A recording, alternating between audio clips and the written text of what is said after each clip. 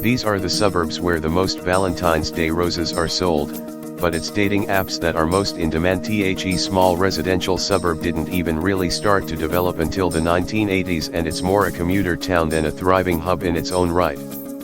But Mina in southern Sydney has Australia's biggest heart, taking out the gong for possibly the most romantic suburb in Australia. At least when it comes to sales of Valentine's Day roses, that is. Supermarket giant Woolworths has revealed it sells more bunches of roses in that store than any other in Australia. But it is subscriptions to dating apps that will be most in demand today, with lovelorn singles heading online in huge numbers to banish the Valentine's Day blues. Woolworths said many of the Valentine's flowers and gifts it sells will be snapped up this afternoon on the way home from work. We predict there will be an influx of last-minute purchases.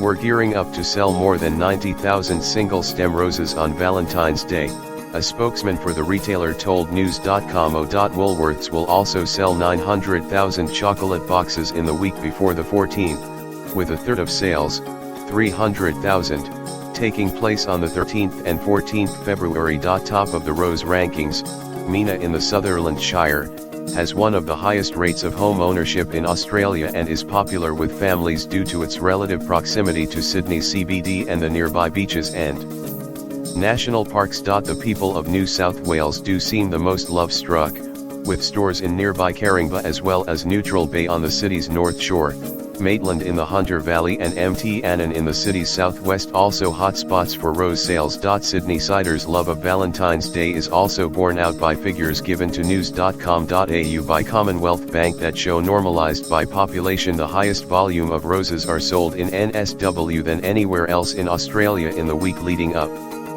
to Valentine's Day. Victorians and Western Australians were also preoccupied by love, but people living in the Northern Territory, Tasmania, and Queensland seemed far less fussed by the romantic celebration. But Territorians do spend the most on their roses, forking out up to $87 on blooms compared to just $50 in Victoria. However, that could partly be due to the shipping costs of getting the roses up to Darwin. While we might splash out on roses, it seems Australians aren't opening their wallets to spend big on a romantic evening out tonight.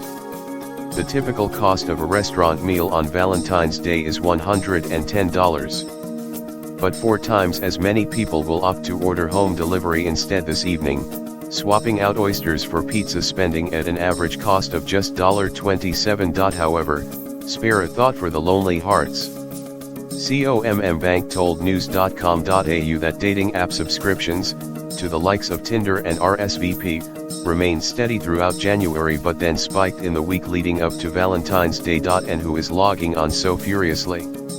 Overwhelmingly it's men.